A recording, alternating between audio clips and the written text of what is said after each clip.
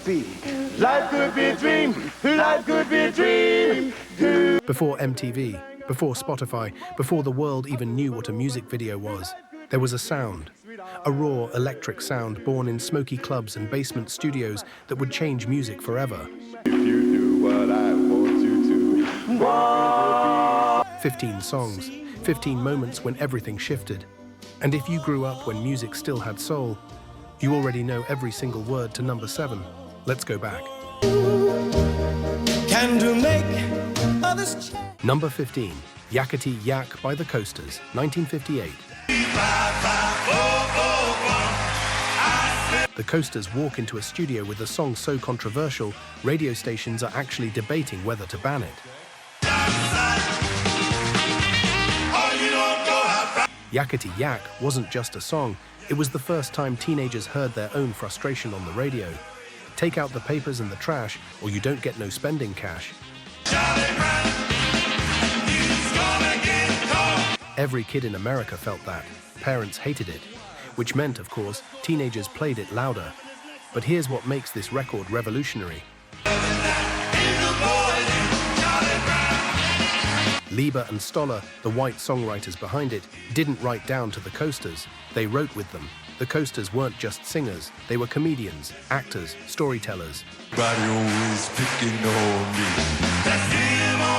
Every line in Yakety Yak has character, attitude. When Carl Gardner sings Don't Talk Back, you can hear the eye roll. That's not just vocal performance, that's acting. The song hit number 1, stayed there for 7 weeks, and did something no R&B record had done before it made white stations and black stations play the exact same thing. In 1958, that was unthinkable. Radio was segregated, lunch counters were segregated, but Yakety Yak was so undeniable, so fun, that it slipped past the gatekeepers. And here's what most people forget, the saxophone solo in the middle. That wasn't planned. King Curtis was just messing around during a break, running scales, warming up. Don't talk back. Just finish cleaning up your room. The producer heard it through the door and said, "Do that again, we're recording." King Curtis protested, said it was just a warm-up exercise, nothing special. The producer didn't care, he knew magic when he heard it. So they rolled tape, King Curtis played it once, and that became the most recognizable sax riff of the 1950s. Sometimes the accidents become the legacy.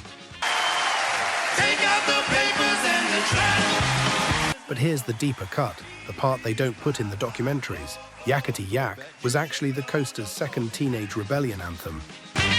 You ain't gonna rock and roll no more. Yakety Yak. They'd already done Charlie Brown and Searchin'. This was them perfecting a formula, and that formula, humor plus R&B plus social commentary you could dance to, that became the blueprint for everybody from the Temptations to Outkast. You think Ms. Jackson doesn't owe something to Yakety Yak? Listen again, but that was just the warm-up. Number 14, What Am I Living For by Chuck Willis. Same year, different revolution, 1958. Chuck Willis releases What Am I Living For and does something nobody saw coming. He dies 3 weeks later, 30 years old. The song becomes a eulogy he wrote for himself without knowing it.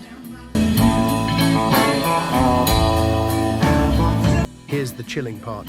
The B-side was literally called Hang Up My Rock and Roll Shoes. The last line he ever recorded, I don't want to rock no more. Think about that. The man records his own farewell and doesn't even know it.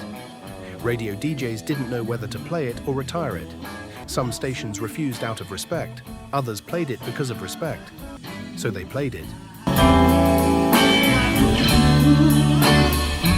Over and over, the song climbs the charts after he's gone, peaking at number 9. Chuck Willis was called the Sheik of the Blues because he wore turbans on stage. Wild, right?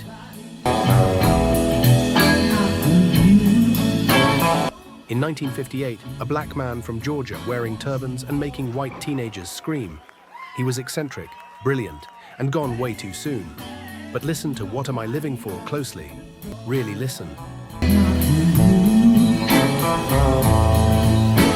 The arrangement is lush strings, backup singers, the whole orchestra. But Chuck's voice cuts through all of it with this raw vulnerability. No one to call my own. What am I living for? It's not performative sadness, it's exhaustion, like he already knew. And suddenly R&B isn't just about Saturday night anymore. It's about Sunday morning. Regret, mortality, loneliness in a crowded room. Soul music earns its name with this one. Before this, R&B was either about romance or rocking the house. Chuck Willis said, "What about despair? What about emptiness?" And he sang it so beautifully that you couldn't look away. His funeral in Atlanta drew 10,000 people. 10,000. They had to close the streets. And at the service, they played What Am I Living For on a loop. Grown men wept openly, because everyone in that room knew someone who felt that kind of loneliness. Everyone had asked that question at 3 in the morning. Keep Watching number 8 is the song that made those same men cry all over again in barbershops across the country. Number 13, You Send Me by Sam Cooke, 1957. Sam Cooke is already a star, already rich, already proven. He's the lead singer of the Soul Stirrers, the biggest gospel group in Black America.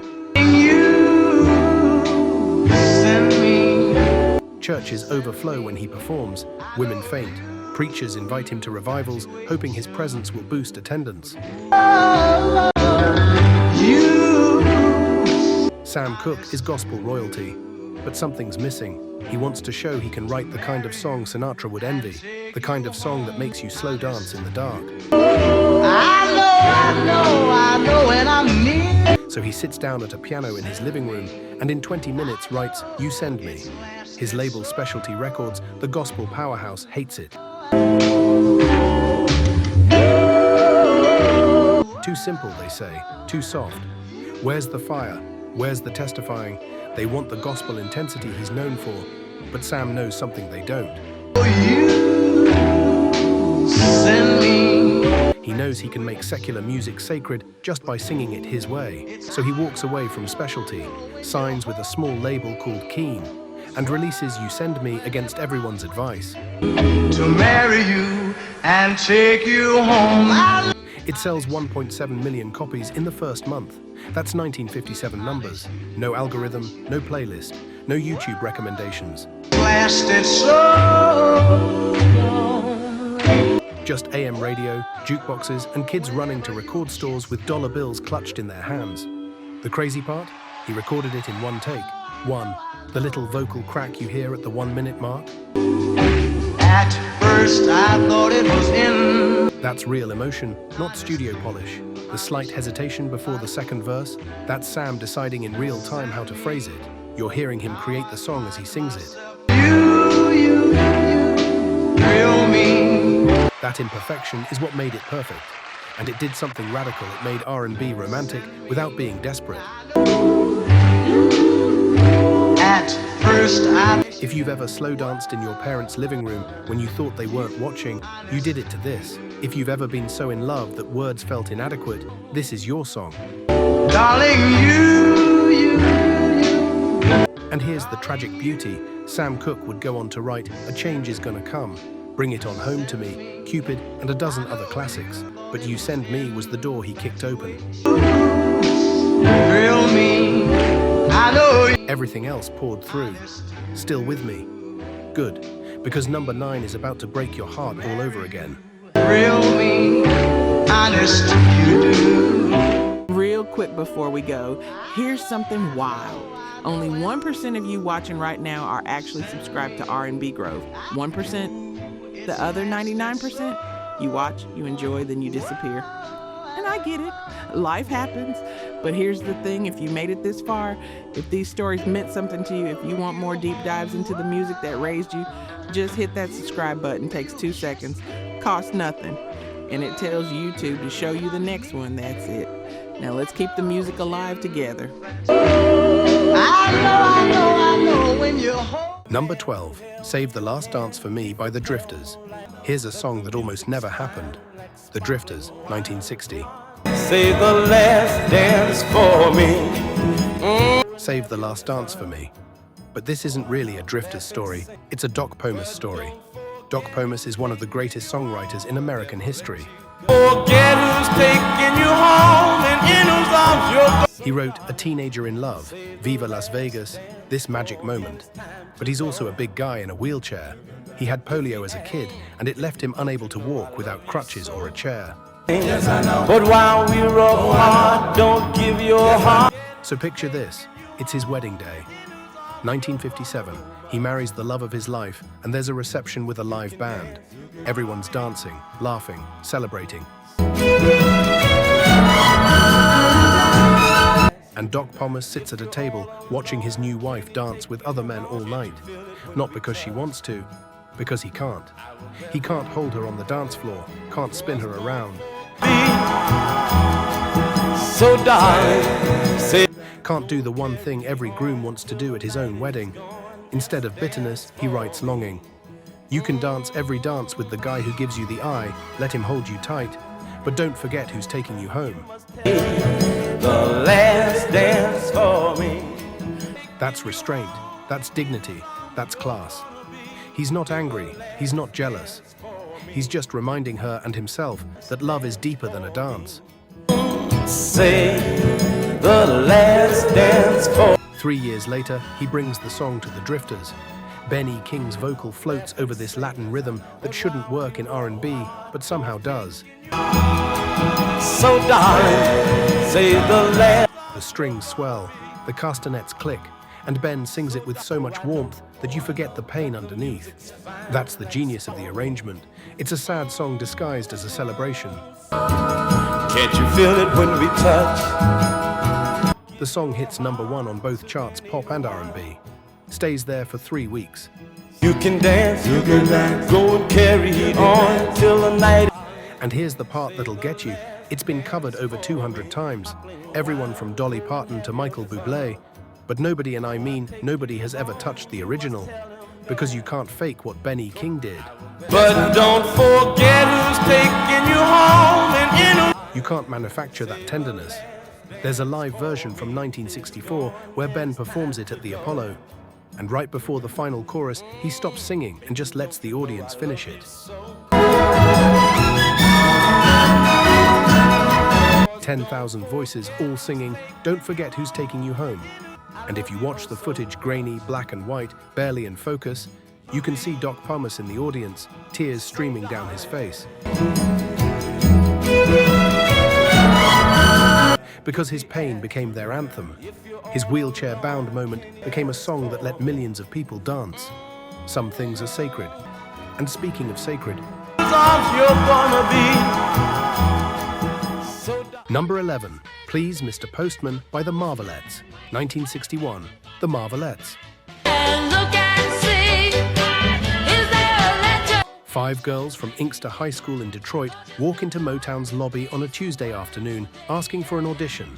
Hey, hey, hey, hey, Mr. Postman. They're nervous, dressed in matching skirts their mothers made, carrying sheet music for a song they wrote in study hall.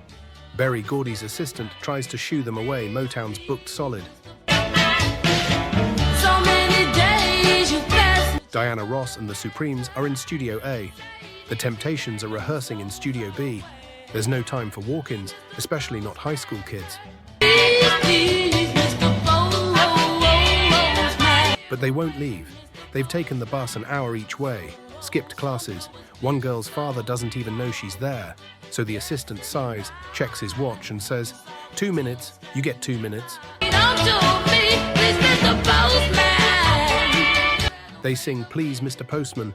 He stops them after 30 seconds. Not because it's bad. Because it's undeniable. That desperation in the hook. That teenage heartbreak. Wait a minute, wait a minute. Oh, you better. Deliver the letter, the sooner the better. It's simple, it's urgent, it's real. He runs to get Berry Gordy. Berry listens, nods, tells them to come back Saturday. They record it the next week. Here's what makes this record special. It's rough, gloriously, beautifully rough. Gladys Horton's lead vocal cracks in places. The harmonies aren't perfectly aligned. There's a tambourine slightly offbeat in the second verse.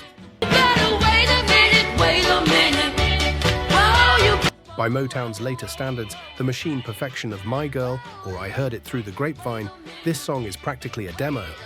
Check and see just one more time for me, you bet. But that roughness is the point.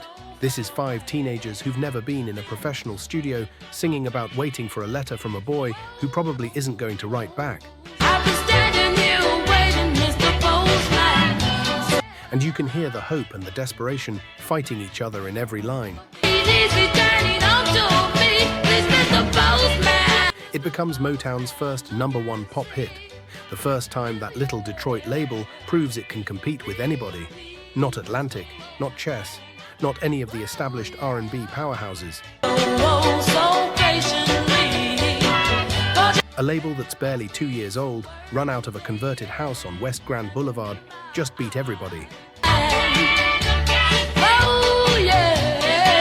Those hand claps you hear, that's the entire office staff.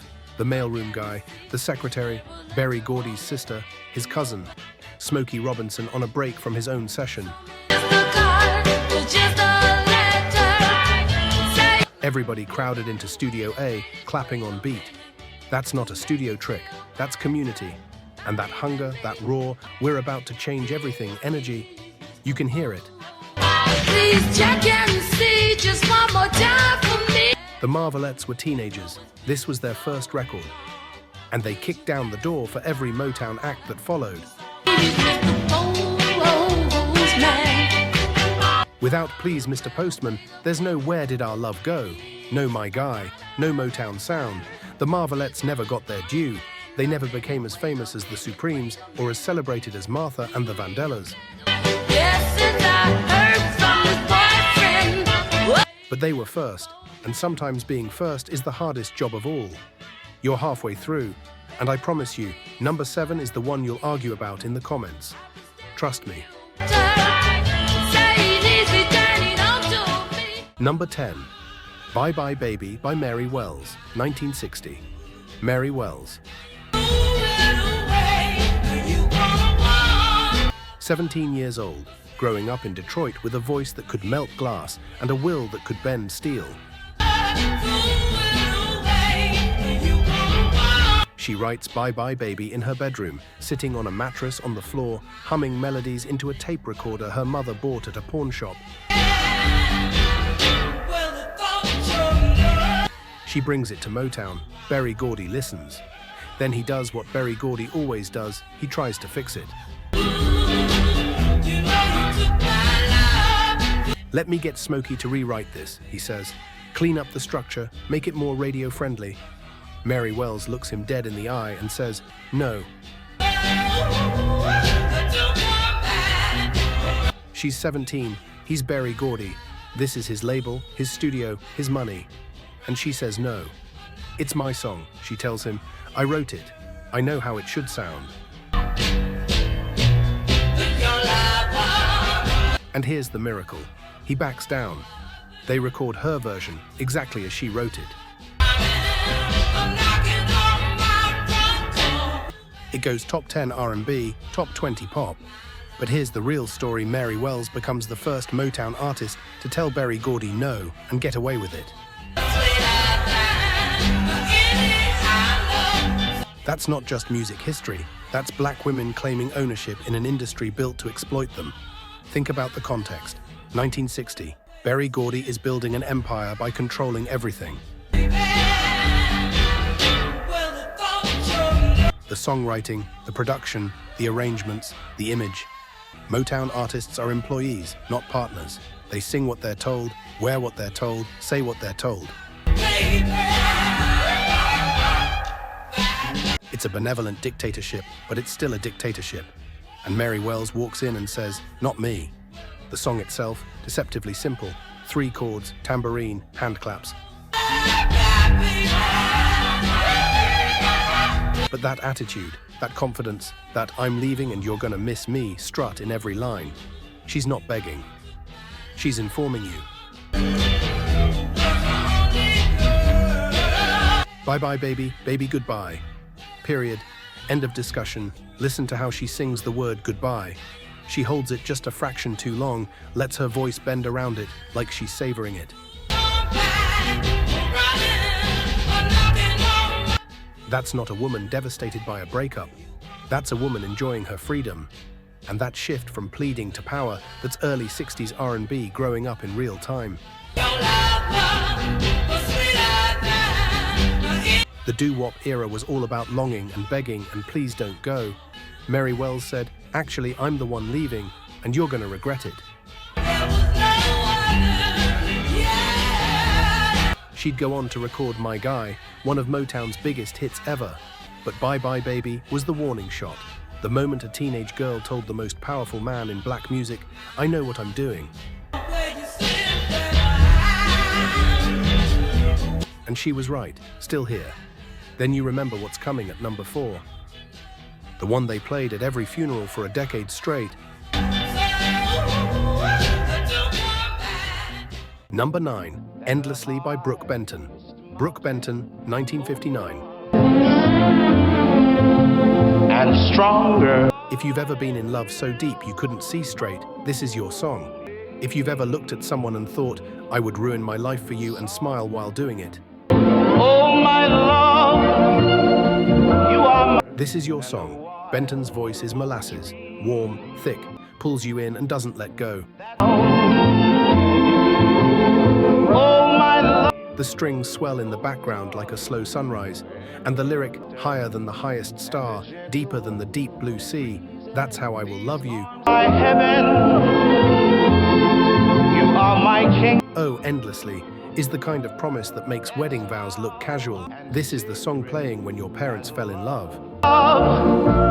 You're all I pray. When your grandparents danced in the kitchen at 3 in the morning because they couldn't sleep, so they just held each other instead. Faithful as morning. It peaked at number 12 on the pop chart, but on the R&B chart, number 3 for 6 straight weeks. Here's why it matters. This is the blueprint for every Quiet Storm ballad that came after. You are my crown. Luther Vandross studied this. Babyface studied this.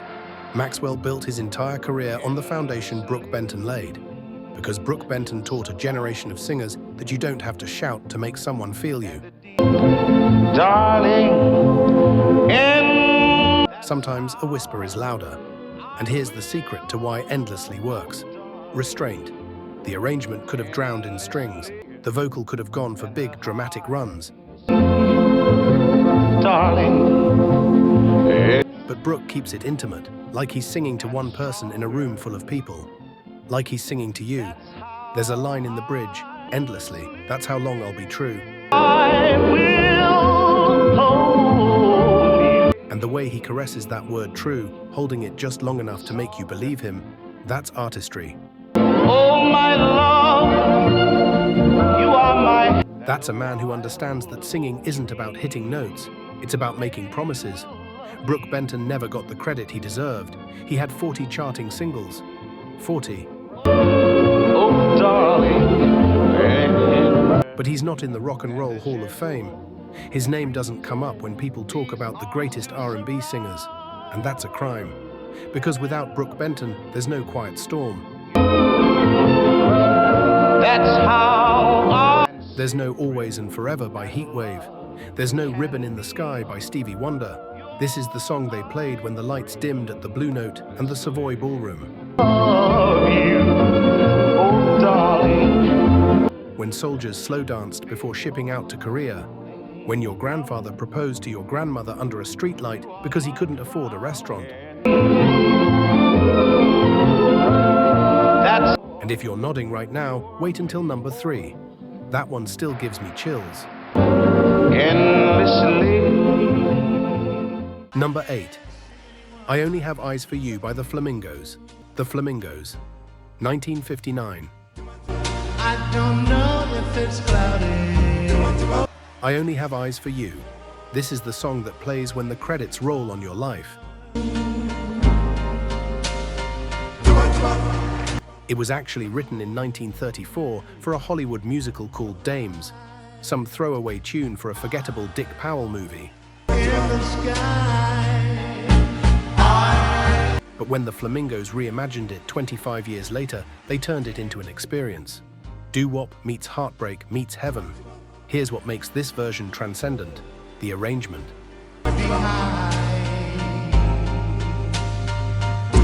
George Goldner, the producer, layers the vocals like a dream sequence. Lead singer Nate Nelson is front and center, but behind him you've got 4 other voices weaving in and out, overlapping, creating this angelic texture. Or it sounds like it was recorded in a cathedral, or underwater, or both. The song barely cracks the top 20 on the pop chart. On the R&B chart, it stalls at number 11. Maybe millions of people. By commercial standards, it's almost a flop, but it never leaves. You hear it in movies: American Graffiti, Goodfellas, The Notebook, TV shows, weddings, proposals. You are here. It's been covered by everyone from Art Garfunkel to the Zombies, but this version, untouchable. And here's the secret: lead singer Nate Nelson recorded his vocal at 2 in the morning after everyone else went home. The session ran long, the backup singers had families to get home to, the musicians were exhausted, but Nate wasn't satisfied with what they'd captured. So the producer kept the tape rolling, dimmed the lights, and let Nate sing it alone in the dark. He was exhausted, heartbroken over a recent breakup, hadn't slept in 30 hours, and that's what you hear. I don't know if it's cloudy. A man too tired to fake it, too drained to perform, so he just feels it. Every word, every breath. Are the stars out tonight? I don't know if it's cloudy or bright, 'cause I only have eyes for you. I have eyes. That's not a metaphor, that's obsession. That's loving someone so much that the whole world disappears. The Flamingos never had another hit. In the sky. They spent the rest of their careers performing county fairs and oldies shows, singing "I Only Have Eyes for You" to audiences who only knew that one song. And you know what? They never complained, because they knew. They knew they'd made something immortal. You've made it this far. That means you're one of the real ones. Let's keep going. Number 7, Money, That's What I Want, by Barrett Strong, 1960. That's what I want. The first hit Motown ever leased to a major label because Berry Gordy didn't have distribution yet. Anna Records, Berry's fledgling label, pressed it. But they couldn't get it into stores, so Berry swallowed his pride and licensed it to Atlantic Records, who had the muscle to push it nationally. This song is filthy, not in content, in honesty. Your love gives me such a thrill, but your love won't pay my bills. No poetry, no metaphor, no pretending that love conquers all, just truth. Hard, cold, working-class truth. And America hated that. Radio stations called it crass, materialistic, un-American. The National Review wrote an op-ed calling it symptomatic of moral decline. Churches preached against it. Parent-teacher associations tried to get it banned from school dances. So of course it became an anthem. That's fine. That's the conversation. But we're not done yet. Number 6, Oh What a Night by the Dells, 1956. Oh, what a night. Oh What a Night. Most people know the Four Seasons version from 1975. December 1963. Different song, different vibe. But the Dells recorded the original Oh What a Night, and it's not even close. This version is grittier, earthier, real. It's about a wedding night, and everybody knew it, even if the lyrics stayed just clean enough for radio. Oh, what a night to love you, dear. Oh, what a night to hold you near. Come on, we all know what he's talking about. The harmonies stack like a staircase to heaven, and when lead singer Marvin Jr. hits that high note in the bridge, oh, I felt a thrill. Barbershop quartets across America stopped shaving mid-stroke just to practice it. That note is dangerous. It's a tightrope walk between control and chaos, and Marvin nails it every time. The song flopped when it first came out, barely charted. Radio didn't know what to do with it. Too suggestive for pop stations, too polished for blues stations, so it just disappeared. But the Dells kept performing it live for years. Every show, every county fair, every sock hop. It became their closer, the song that made crowds lose their minds. And in 1969, 13 years later, they re-recorded it with a symphonic arrangement, a full orchestra, and a slower tempo. And that version became a massive smash. Top 10 pop, top 5 R&B. Lesson? Great songs don't expire. They just wait for their moment. And Oh What a Night was their calling card. Almost there. Number 3 is the one they wouldn't play on white radio stations for years. You'll see why. Number 5, All I Could Do Was Cry by Etta James, 1960. Don't wanna watch you leave me, baby.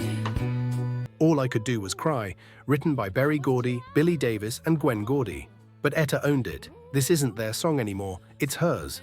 Your one embrace, yeah. The setup is devastating. She's at a church, watching the love of her life marry someone else.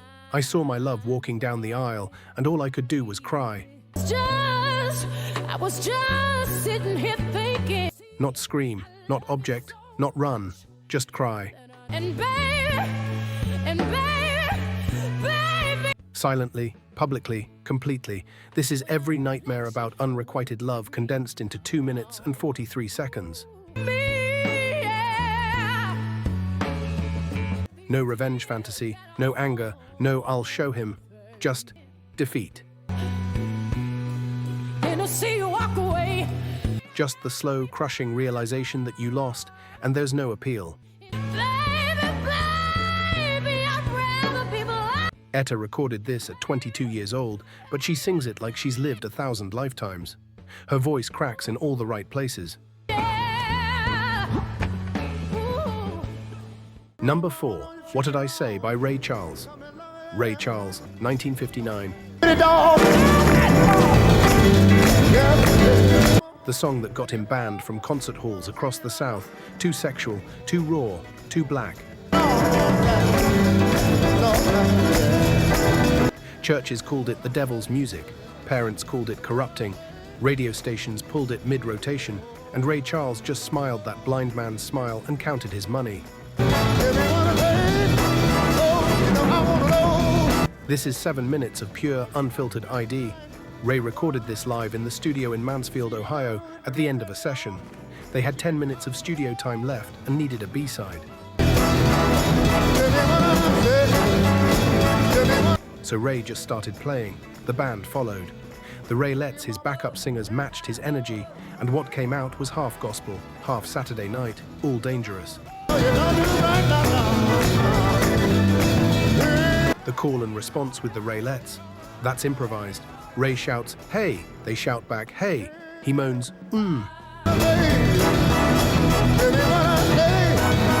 They moan back and forth, building, escalating, until it sounds less like a song and more like, well, you know.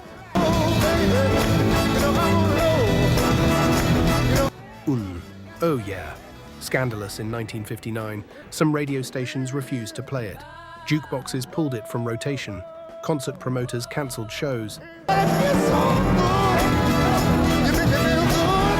In Georgia, a venue banned Ray Charles for life after he performed it, but teenagers found it anyway. They always do. It became Ray's first top 10 pop hit and proved that you could make R&B dangerous again. After years of sanitized doo-wop and safe love songs, Ray Charles said, "Nah, we're going back to church, but we're taking the church feeling and putting it somewhere else." Church and Saturday night collided in 7 minutes, and America didn't know whether to dance or repent. Most did both.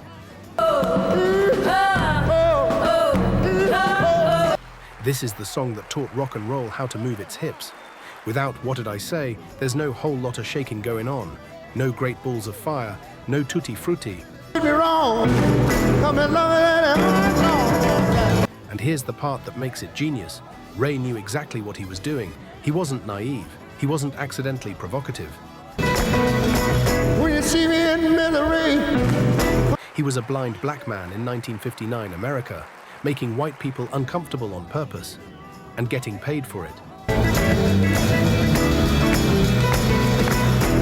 They took it, and it sold 1 million copies in 3 months, one left. And if you've stayed this long, you already know what it is. Number 3, Only You and You Alone by the Platters, 1955. You are my. Close your eyes. You're at a high school dance in 1956. The gym is decorated with crepe paper streamers. The punch bowl is spiked. You've been working up the courage all night. And she finally said yes. In me. This song comes on, and the rest of your life starts right there. Tony Williams' tenor is silk, pure, effortless silk. He doesn't oversing. Only you. Doesn't showboat. Just delivers the lyric with so much sincerity that you have to believe him. Only you can make this world seem right. Only you can make the darkness bright. That's not hyperbole. You are my dad. That's how it feels when you're 17 and in love for the first time. The arrangement is lush but never cluttered. Understand the magic. Strings, yes, but listen to how they breathe. They swell during the chorus, then pull back during the verse, giving Tony room. And only. That's craftsmanship. That's Buck Ram, the Platters' manager and arranger, understanding that sometimes less is more. You do your. And that lyric, "Only you can make this world seem right," has been borrowed by every love song since. It's been paraphrased, referenced, stolen. Because it's perfect. It captures the narcissism and the beauty of new love. When you're falling, that person isn't just important, they're everything. My dream come true. My. The sun rises and sets on their schedule. The Platters were the first black group to dominate white pop radio without changing, continue Jam 24 who they were. In me. No code switching, no compromising their sound, no making themselves palatable, just undeniable excellence. Only You hit number 5 on the pop chart and stayed on the R&B chart for 30 weeks. Only you. If you got married between 1955 and 1975, this was your wedding song. Period. It was the wedding song, ordained by popular consensus. With love for only. The same grace. They never let the hate make them bitter. They just kept singing about love. But we're not at number 1 yet. Can to make others. Number 2, Money Honey by Clyde McPhatter and the Drifters. Clyde McPhatter and the Drifters. 1953, Money Honey. Honey, honey. McPhatter died broke. Alcoholism destroyed him. That I love best. I finally got my baby. He was found dead in his apartment in 1972, age 39, with $70 in his pocket. Honey, honey. The man who invented modern R&B singing died broke. No royalties, no pension, no safety net. She screamed and said, "What's wrong?" At his funeral, they played Money Honey, and if that's not the cruelest irony in music history, I don't know what is. Which brings us to number 1. Number 1, S.H. Boom by the Chords. And I'm the only one that you love, who life could be a dream, sweetheart. You knew it was coming, the first R&B song to crack the top 10 on the pop chart. Not a novelty record, not a sanitized cover, the original, the song that proved crossover was possible. Oh, life could be a dream, life could be a dream, sweetheart. Before Shboom, R&B was segregated music for segregated audiences. Black stations played it, black jukeboxes stocked it, black kids danced to it, and white America pretended it didn't exist. Shboom changed that. It forced its way onto white radio through sheer, undeniable joy. Those nonsense syllables, shboom, shboom, yada da da da, shouldn't work. They're gibberish, playground sounds, but they burrow into your brain and never leave. You hear shboom once, and you're humming it for a week. The song is barely 2.5 minutes, but it contains everything. Doo-wop harmonies, gospel shouts, jump blues rhythm, a little bit of jazz in the bridge. It's a genre in a bottle, every strand of black American music woven together and delivered with a smile. Life could be a dream. The Chords recorded it almost by accident. They were a street corner group from the Bronx singing on stoops for spare change. A talent scout heard them, brought them into a studio, and they cut Shboom in 2 takes. The producer didn't even want it as the A-side. He thought it was throwaway. But DJs flipped the record and played Shboom anyway. It shot up the charts. Number 5 pop. Number 2 R&B, and suddenly white teenagers are requesting a black doo-wop group on their local station. In 1954, the same year as Brown vs. Board of Education. The same year Emmett Till's murder is still fresh, and Shboom is on the radio, making kids dance. White group The Crew Cuts covered it and outsold the original. That's the painful part. The Chords version sold hundreds of thousands. The Crew Cuts version sold over 1 million. This is the song that kicked the door open. This is the song that said R&B doesn't have to stay in its lane. This is the song that made the next 60 years of music possible. Without Shboom, there's no Rock Around the Clock, no Maybelline, no Beatles, no Motown, no Stax, no nothing. Could be a dream. Shboom, if I could take you up in paradise up above.